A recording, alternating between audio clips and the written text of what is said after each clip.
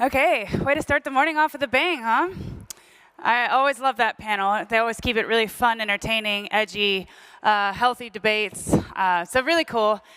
That was an amazing way to set the tone, start the morning. Before we get into some deeper, heavier topics, and I wanted to make a comment about yesterday I wore a golden shimmery blazer, which represented the golden era of innovation, of all of these beautiful ideas blossoming into fruition. Now we're in this point in the market where we have all this crazy cool innovation, kind of like when the internet started. And today I'm wearing blue, bright blue, to symbolize forwardness, boldness, risk-taking, and the fruit of that innovation. Because I believe that that's really important to highlight. The point we're at in the market is just super special to me, and hearing just everything even that's happening in the green room. I wish you guys could hear all that. I mean, this talk is crazy. It's really cool. They're going into detail about all the things that are happening under the hood that you normally don't get to experience. But now in this panel, you're going to get to see it for yourself. We have a really special panel for you now called Beyond Scaling, the next wave of blockchain innovation. That's what this day is all about. What's next? The tech is ready, so now what's next? I'd like to welcome our speakers, Austin Federa, Head of Strategy, Solana Foundation, Beniamin Mincu, CEO and founder of Multiverse X, Dominic Williams, founder and chief scientist of the Dfinity Foundation, and moderator Alejandro Martinez, partner at Foundation Capital. Please give them a big round of applause.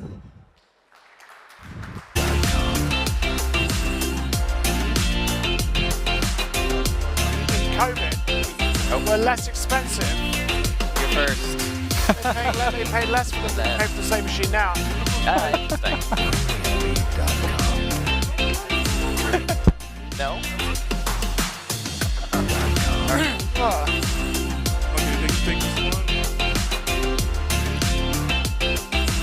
We have photos you're supposed to sit under, they told us. I don't know where they are though. Are we?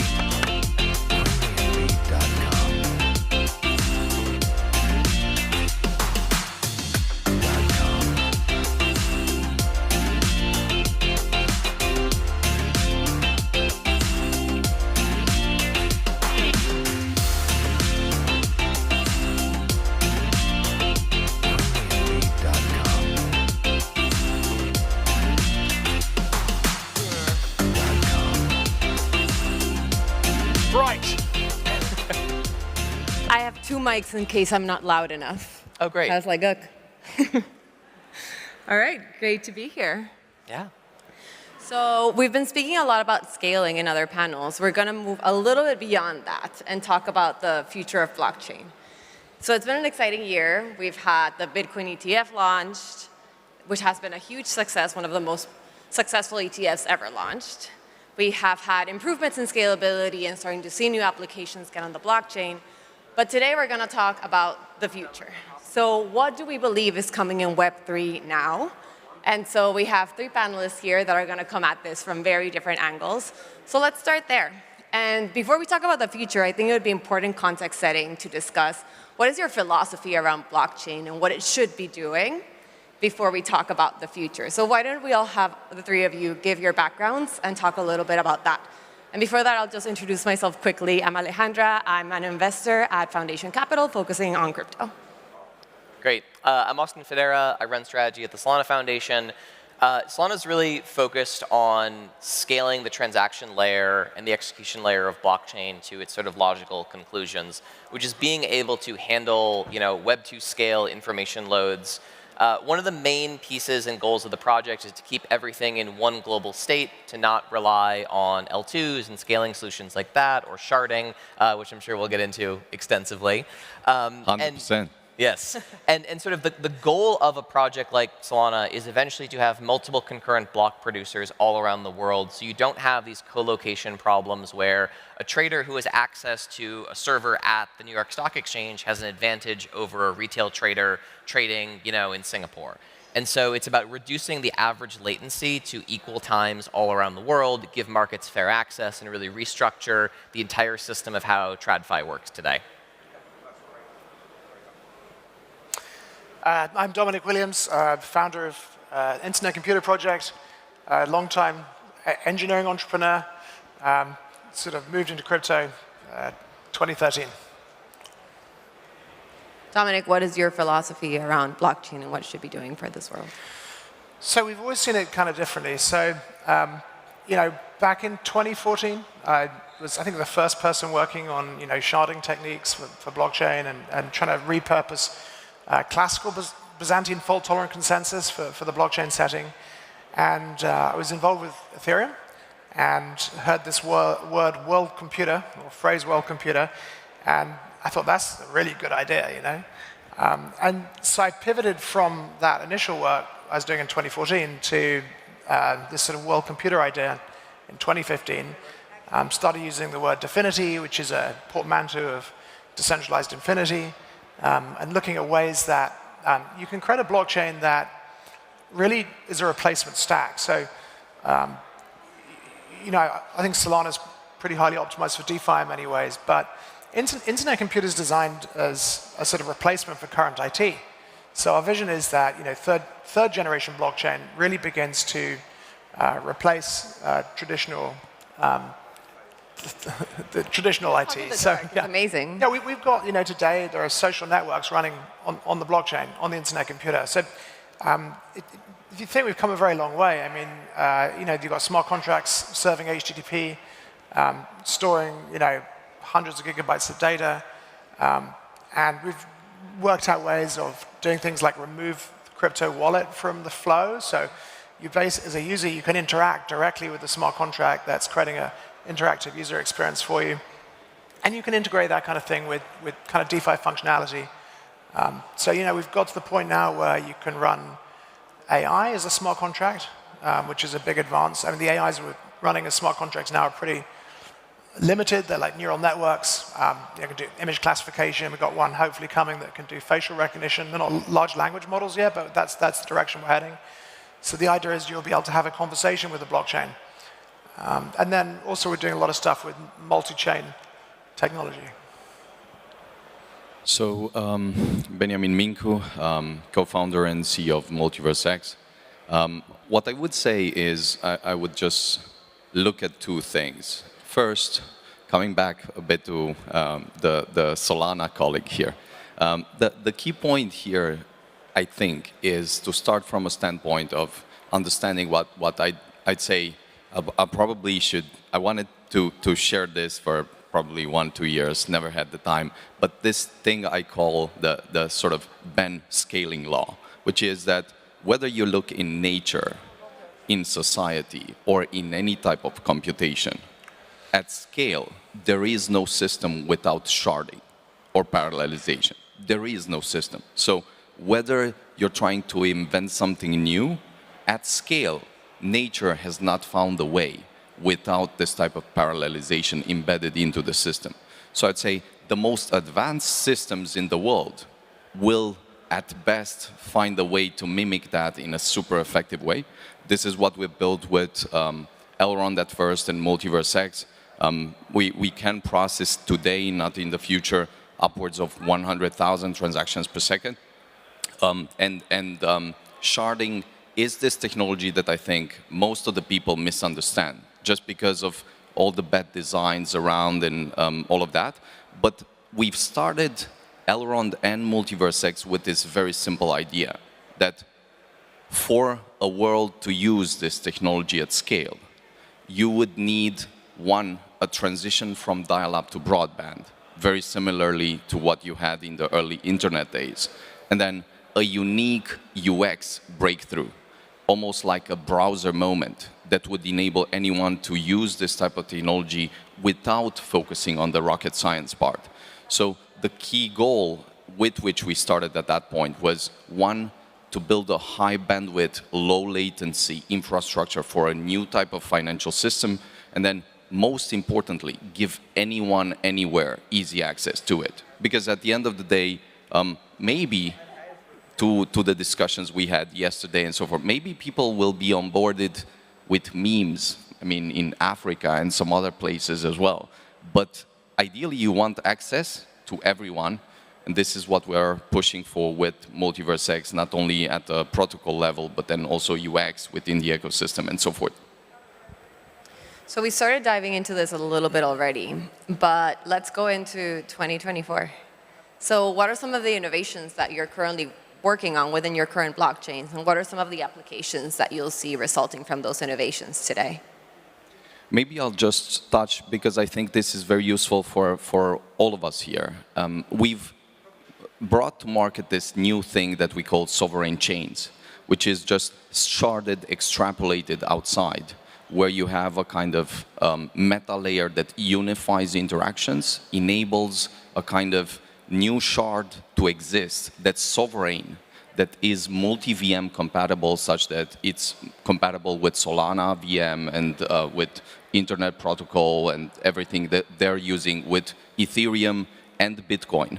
And that thing, I think, is extremely powerful because it unifies communities, liquidity, and enables a kind of composability on top that sort of reframes the game from a zero-sum PvP game to a much higher output and value game that I think we've not played up until this point in the space. So we're extremely excited about that. Already have 2 designs for Bitcoin and Ethereum just because of those being the largest ecosystems. But we're super excited to actually have this type of conversations with all the other ecosystems, because a kind of unification or zero-layer interoperability point, and then a kind of acceleration layer. I think everyone will want that, starting with Bitcoin and Ethereum, and then every other ecosystem. And within the multiverse universe, do you see applications surfacing that take advantage of that composability today that weren't possible, let's say, in 2022, 2021? So we have several applications that are already building on this. Some are actually Solana compatible, so there's a sovereign chain with this type of throughput and performance doing DeFi and stuff. And then they have a kind of multi-VM compatible element that enables them to bridge and do all this type of interaction with Solana. This is super exciting and super interesting, and we have, I think, 5 or 10 projects that are already building on this technology. It was demonstrated and so forth, but they're already in the trenches and super curious where this will go. Amazing. Why don't we head over to you, Dominic? Could you talk a little bit about what's been happening in the world of Internet Protocol this year, new innovations and new applications that are coming up?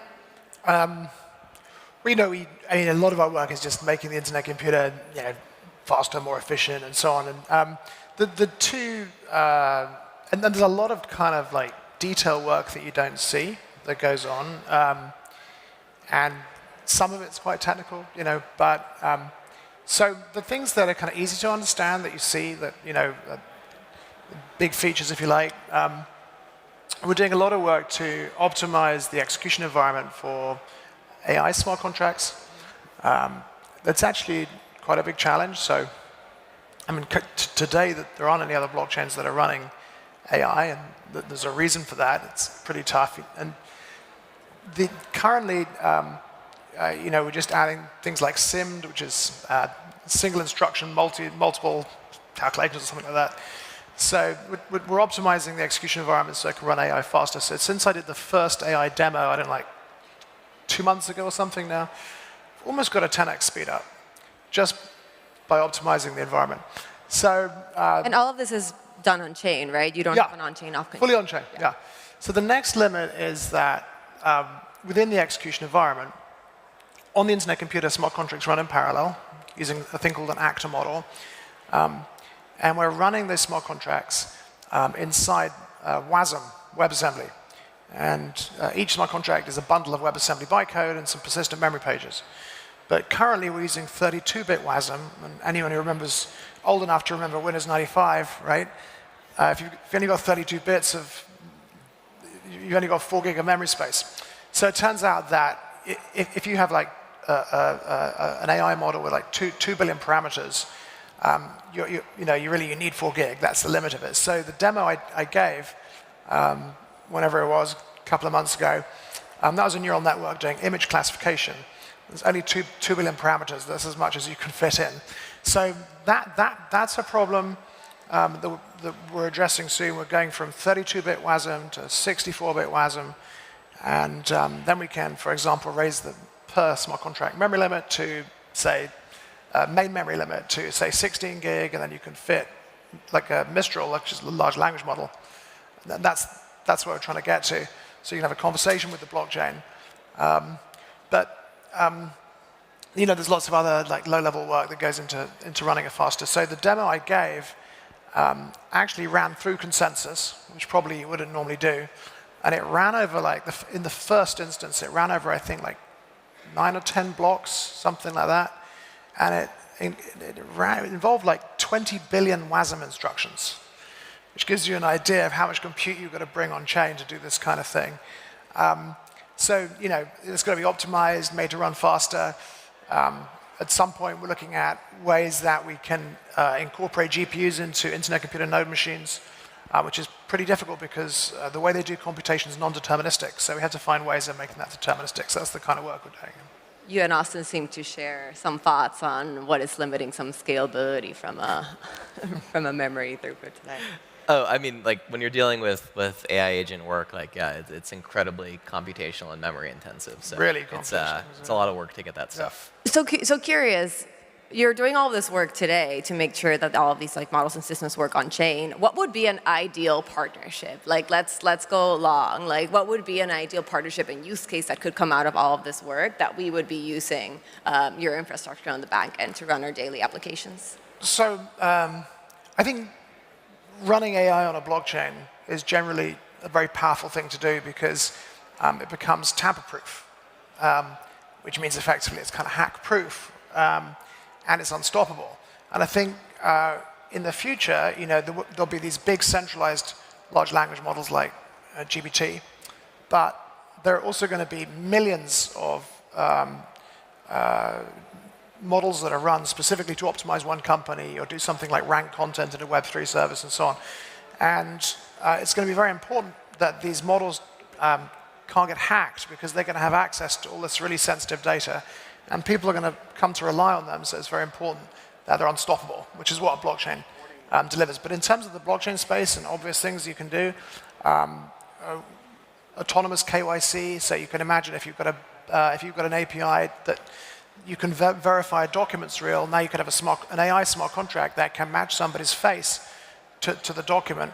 Another one is you could have an AI smart contract that enumerates Ethereum, matching the code hash to the code on GitHub, and automatically audits the code, looking for reentrancy, backdoors, malware, and so on.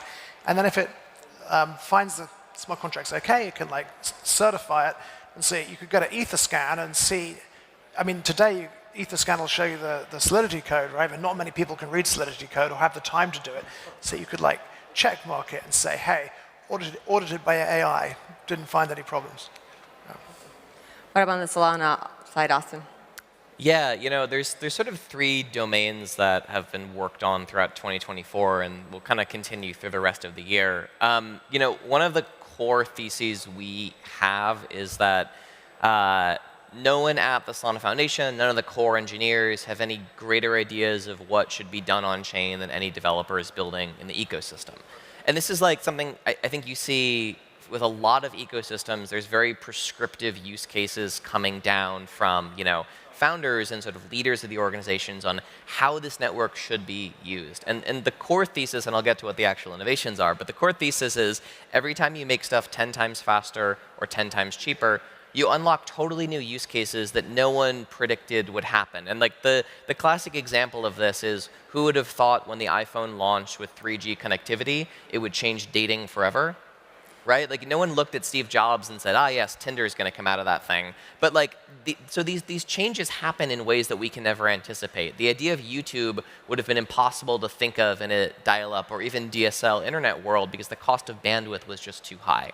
So the work we tend to focus on is work like FireDancer, which is the first net new validator client for the Solana blockchain. The current implementation is in Rust. This is an implementation in C, built with different dependency trees by a different independent organization.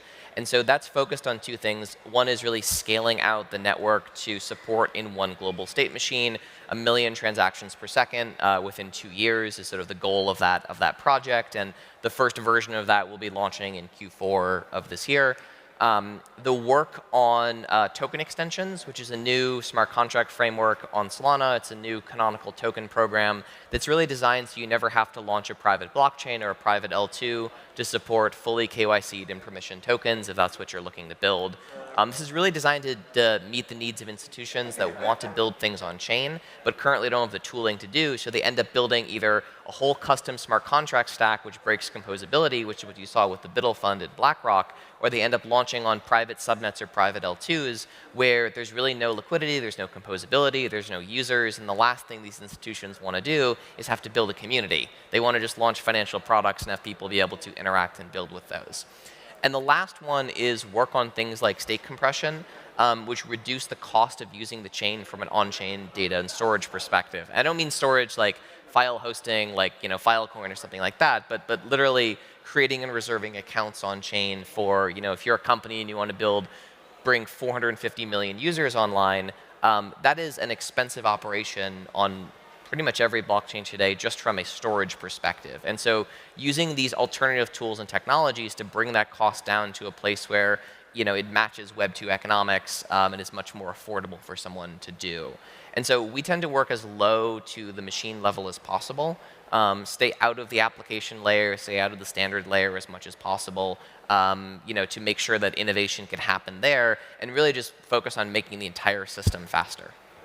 So I want to focus a little bit more on one particular use case. We had a DeFi summer a few summers ago at this point, and with all of these recent innovations, DeFi can start looking very different, whether it's with token extensions or having AI models helping us run some of these DeFi LLMs. We can also have sharding, facilitating all of this future scalability and how many people are transacting on chain. So I want to dive into a little bit more, and I realize there are different levels of focus on DeFi within your respective ecosystem, so we don't have to make this ecosystem specific. Just want to see what you think DeFi will look for in the next, whether it's institutional adoption or whatever we see coming in the next couple of years for DeFi. Yeah, I mean, so DeFi is the original product market fit of blockchain after payments. And so there's a lot of cool new stuff happening as well, but the core still remains DeFi today. And I think that will probably continue in large part because the core of most economies is financial systems, right? And so these things are intricately linked, and you see DeFi integrated into games, into all sorts of other things, but it's DeFi all the way down at the end of the day. And the killer thing for DeFi and blockchain is atomic composability. It's the ability for one piece of state to establish trust with another piece of state without having to trust anything else, because all that data exists in the same user space. This is what made Ethereum 1.0 so powerful. This is what made DeFi on the L2 ecosystems very difficult to work with. And so when you can keep everything in one global state, it reduces the number of trust assumptions you have to make. It reduces the amount of bridges you have to use, because bridges are systems of vulnerabilities. And so I think the future of DeFi is sort of an expansion on a usability perspective. Fundamentally, E-Trade and Robinhood are the exact same thing. It's just a new UX paradigm, and that new UX paradigm was enough to make Robinhood take off when E-Trade never really took off with users. But the core technology behind there is functionally the same. And so I think a lot of the next wave of DeFi is going to be on the user level. It's going to be on changing interface paradigms. It's going to be making these things a little bit more friendly sometimes. It's increasing the ability to have cross-program invocations and calls between stuff. But again, most of this really requires stuff to be operating in one global state. And so that's where we think there is a world maybe, the classic answer that you get from people all the time is well, how can Solana scale to 1 billion transactions per second with one global state? And the answer is it probably can't, but that's a 5-10 year problem. And so we shouldn't be focused today on fracturing state, creating multiple layers, creating different shards, until we've had each of those shards able to basically max out what's physically possible today on computers with high bandwidth interconnect. And once you've done that, sure, we can look at various types of other types of scaling solutions, but you lose so much of the magic and power of DeFi when you fracture the state into multiple layers. And so I think that we'll see DeFi continue to exist most strongly in execution environments which are fully integrated. Might want to skip over to Beniamin after this, given the sharding versus global state. I think I'm thinking the exact opposite approach here, where the key point is we've done some literal breakthroughs in terms of UX for users, where, for instance, you already have Apple-like user experience in several applications on top of Multiverse X, where whether it's just this DNS-like usernames, whether it's abstraction all the way down, whether it's being able to use a wallet without having to worry about your seed and so forth, but still maintain full non-custodial nature of elements. That's sort of straightforward. But the key thing, for instance, that we've done, that we've recognized is there's a great value in simplifying things as much as possible, but a great value as well also in protecting the users with something like on-chain 2FA. So we're the first to actually introduce a system of decentralized on-chain 2FA that can be integrated into application, is already live within a super app called Exportal, where people essentially, once they use the system, they cannot be hacked. It's bulletproof. If you have the on-chain 2FA activated, there's a kind of there's basically a kind of eagled haste right now, almost like a call to hack the system, where someone provides their seed phrase and everything and invites people to somehow hack the system, take the money away from this on-chain 2FA protected wallet. Nobody has managed up until this point. If they manage, then it's great. We can improve the system. So we definitely invite everyone to start trying that. But what I'm saying is UX, I believe, is fundamental for us to see this next shift and major wave in adoption. And I think coming to what I was saying right at the start, it's this transition from dial-up to broadband that's not even a discussion. It's super clear that it's necessary to build anything that you want as a meaningful application. But I think what, especially for technical people that love and could discuss about technology all day and all night long, this unique browser moment, I don't think is understood at the power it brought to the internet. So if you think about the internet as this network of networks, a bunch of military folks, universities and geeks loving what was happening, that's cool. But the internet made it dumb-proof. Literally, you did not need to know anything. You could serve some web pages and then build all these applications. This created the market. And I think this is the part that we've not had enough, that we've put a lot of effort and intentionality into, where if you have a scaling layer that's sort of unbeatable, if you have this adoption paths that interconnect with some of the largest chains and ecosystems in the world, and find a way to offer composability, because this is, I very much agree that having atomic composability at a meta layer is much smarter than trying to avoid something that is an unavoidable problem that you'll face down the road. So having this layer with unique user experience, I believe, makes for the simplest user experience that you could have, where people will start playing around, will start building and all of that. I don't think this is a one, like you'll solve all of it from one day to the other. But I think it's extremely, extremely valuable and useful to think through this and see what the users want, iterate with them and see how they play with things. For sure, we're not going to get to 1 billion users in crypto with the current onboarding experience, not either on the retail side, but also not on the institutional side either with all of the requirements we have. So I'll start with you on the next question, Dominic. Probably best for us to get a little bit closer to wrap up, because there'll be many ideas on this one, but what's the state of crypto that you would be proud to see unfold over the next 5 years? And what do you think are some of the current blockers into achieving that vision beyond the onboarding experience we just talked about? Well,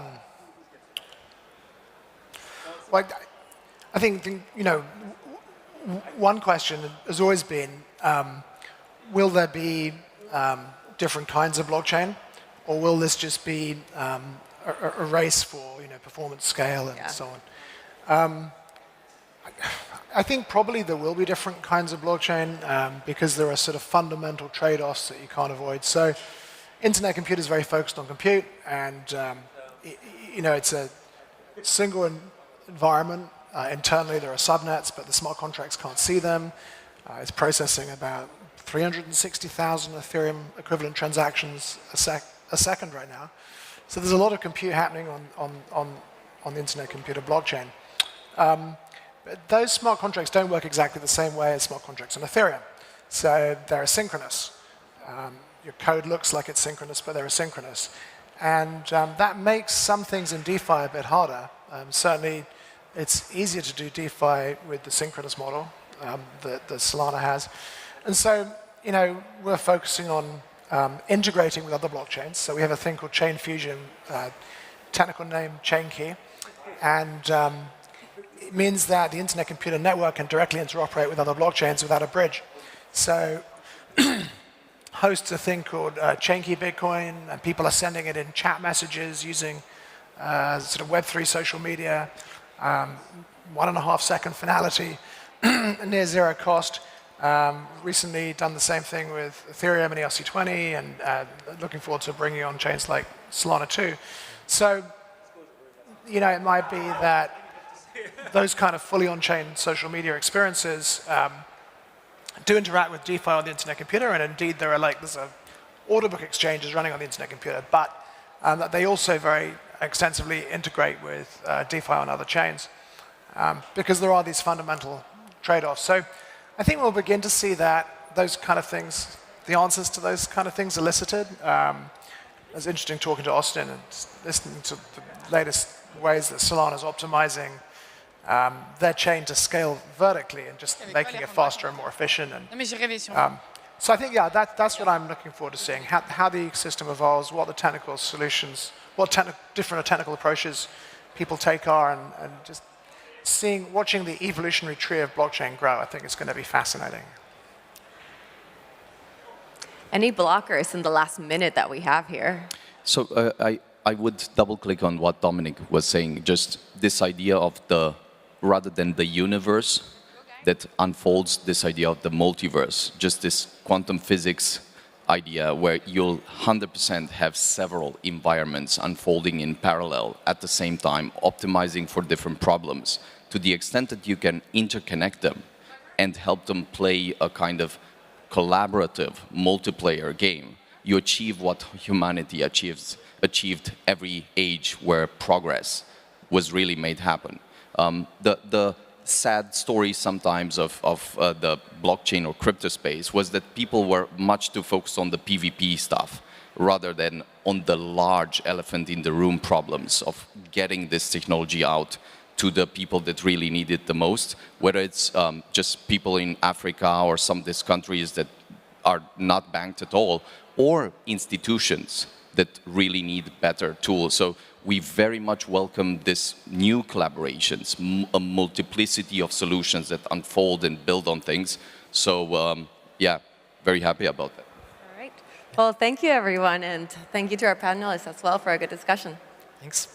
Thank you. Thank you.